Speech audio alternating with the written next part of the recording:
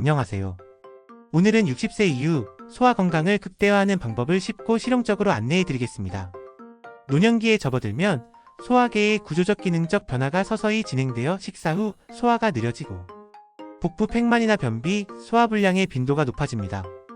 이러한 변화는 소화기관의 근육 수축력 저하, 위산분비의 감소, 장 점막의 재생능 저하, 장내, 미생물 군집의 구성 변화 등 복합적인 요인에 의해 발생합니다. 따라서 노년기 소화 건강을 지키기 위해서는 단순히 한두 가지 식품을 추가하는 수준을 넘어서 식생활 전반의 패턴을 조정하고 일상적인 가벼운 장 운동을 함께 통합하는 것이 중요합니다. 먼저 식사 구조를 점검하면 위장 부담을 줄일 수 있습니다. 한 끼 식사의 에너지량을 적절히 분할해 소량씩 자주 섭취하면 위의 팽창 부담과 위산 역류를 완화할 수 있으며 천천히 오래 씹어 섭취하면 침에 포함된 소화효소가 작동하여 위장으로 들어가는 음식의 물리적 입자 크기를 줄여 소화 효율을 높입니다. 음식의 질적 선택 또한 중요합니다.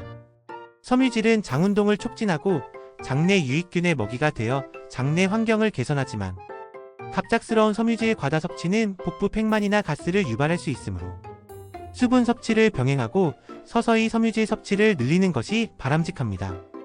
프로바이오틱스가 풍부한 식품은 노년기 장 건강에서 핵심적인 역할을 합니다. 프로바이오틱스는 유산균, 비피더스균 등 살아있는 미생물로 장내 미생물 균형을 복원하거나 유지하는 데 기여하며 장점막의 방어 기능을 강화하고 염증 반응을 완화하는 데 도움을 줄 수 있습니다. 특히 항생제 사용 후 또는 만성 변비, 과민성장증후군 증상이 있는 분들에게는 특정 균주 기반의 프로바이오틱스 섭취가 증상 완화에 효과적이라는 연구들이 보고되어 있습니다. 프로바이오틱스 식품으로는 전통 발효식품인 김치, 된장, 청국장, 요구르트, 캐피어 등이 있으며 제품 선택 시 살아있는 균주가 명시되어 있고 유통기한 내 섭취가 권장됩니다. 노년층에서는 유당불내증이 있는 분도 있으므로 유제품형 프로바이오틱스보다 발효콩류나 김치처럼 유당이 적거나 없는 발효식품을 우선 고려하는 것이 안전합니다. 프리바이오틱스 역시 중요하며 이는 장내 유익균의 먹이가 되는 식이섬유와 올리고당을 뜻합니다. 양파, 마늘, 바나나, 사과, 귀리, 통곡물 등은 프리바이오틱스 성분을 풍부하게 포함하고 있어 프로바이오틱스와 결합하여 시너지를 발휘합니다. 실제 식단 구성에서는 프로바이오틱스 식품과 프리바이오틱스 식품을 한 끼 안에 적절히 배치하여 신바이오틱스 효과를 노리는 것이 장내 미생물 균형을 유지하는 데 효과적입니다. 예를 들어 국이나 반찬으로 된장국과 김치를 곁들이고 과일 한 조각과 통곡물 식빵으로 아침을 구성하면 자연스럽게 프로프리바이오틱스 섭취가 이루어집니다. 식습관 이외의 생활요인도 소화 건강에 직접적인 영향을 미칩니다. 규칙적인 수면과 스트레스 관리는 장내 축권-BRAIN 엑서스의 기능을 정상화시켜 소화 장애의 악화를 막습니다. 또한 수분 섭취는 장 운동을 원활하게 하고 변비를 예방하므로 하루 권장량을 개인 상태에 맞추어 균일하게 섭취하는 것이 좋습니다. 알코올과 카페인 섭취를 줄이는 것은 위상 과다나 장 자극을 줄이는 데 도움이 됩니다. 특정 약물, 특히 진통소염제, 항우울제, 항콜린제 등은 소화기 증상을 악화시킬 수 있으므로 복용 중인 약물과 소화 증상 간 연관이 의심되면 의료진과 상담하는 것이 필요합니다. 마지막으로 노년기에는 맞춤형 접근이 요구됩니다. 만성질환이나 약물 복용 여부, 구강 건강, 치아 상태, 씹는 능력 등 개인별 조건을 고려해 식단을 설계해야 하며 필요시 영양사나 소화기 전문의와 협력해 프로바이오틱스의 균주 선택이나 보충제 복용 여부를 판단하는 것이 바람직합니다.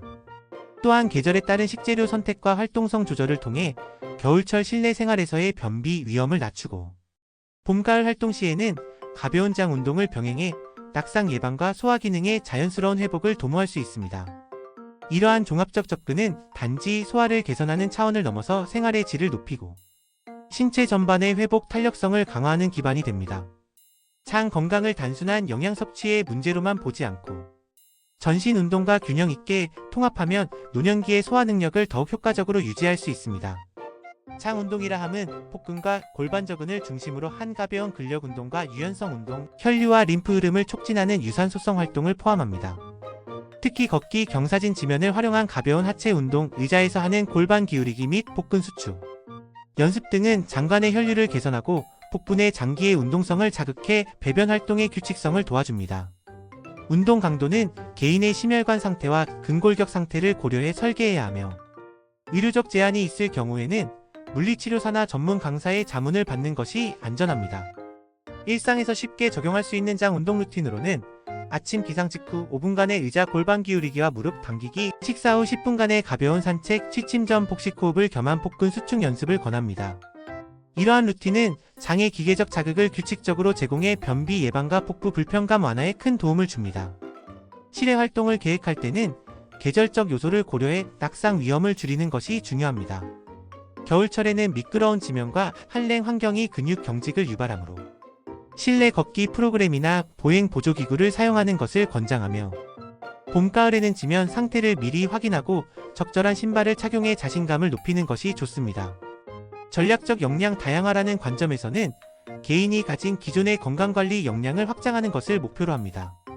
예를 들어 수면관리, 인지훈련, 영양관리에 이미 익숙한 분이라면 이를 기반으로 장 운동과 프리프로바이오틱스 식단을 통합해 실행 가능한 1일 플랜을 만드는 것이 효율적입니다.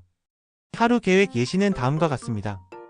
아침은 통곡물과 저당 요구르트, 제철 과일 한 조각으로 시작해 오전 중 가벼운 스트레칭과 15분 걷기, 점심은 채소 중심의 식단에 된장국을 곁들이고 오후 간식으로 바나나나 삶은 고구마를 섭취한 후 저녁에는 발효 반찬과 단백질을 균형 있게 배치합니다.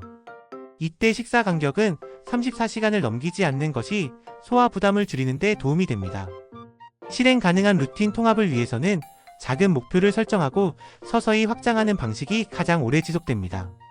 예를 들어 첫 주에는 하루 5분의 복식호흡과 3번의 의자 골반 기울이기를 시작하고 둘째 주에는 식사 직후 10분 걷기를 추가하며 셋째 주에는 프로바이오틱스 식품을 아침 또는 저녁에 정기적으로 넣는 식으로 진행합니다. 이 과정에서 자기 측정을 권장하는데 대변 빈도와 형태, 복부 불편감 정도, 수면의 질, 하루 활동량 등을 간단히 기록하면 변화 패턴을 명확히 파악할 수 있어 동기부여에 도움이 됩니다. 낙상 예방과 안전한 야외 활동을 동시에 고려하면 장 건강과 신체적 회복력을 함께 강화할 수 있습니다. 평지에서의 보행도 올바른 자세와 보폭, 안정적인 신발 착용을 통해 안전성이 높아지며 불안정한 지면에서는 지팡이 사용이나 보행 보조기의 검토가 필요합니다. 또한 날씨 변화에 따른 복장 조절과 눈길 얼음길에 대한 사전 정보 확인은 사고 위험을 줄여 장기간 규칙적 활동을 유지하게 합니다. 마지막으로 지역사회 자원을 활용하는 전략도 매우 유효합니다. 지역 보건소나 복지관, 실버센터 등에서 제공하는 운동 프로그램, 영양교육, 낙상 예방 교육에 참여하면 전문적 지도를 받으면서 사회적 연결감도 유지되어 장기간 실천 지속에 도움이 됩니다. 또한 가족이나 돌봄자와의 소통을 통해 식단과 운동의 변화를 공유하며 안전성 측면에서도 장점을 가질 수 있습니다. 이렇게 영양과 운동, 계절별 예방을 통합한 포괄적 접근은 노년기의 소화, 건강을 지키는 데 있어 가장 현실적이고 지속 가능한 방법입니다. 오늘 알려드린 식습관과 장 운동을 일상에 차근차근 적용해 보시고 도움이 되셨다면 좋아요와 구독으로 응원해 주시면 감사하겠습니다.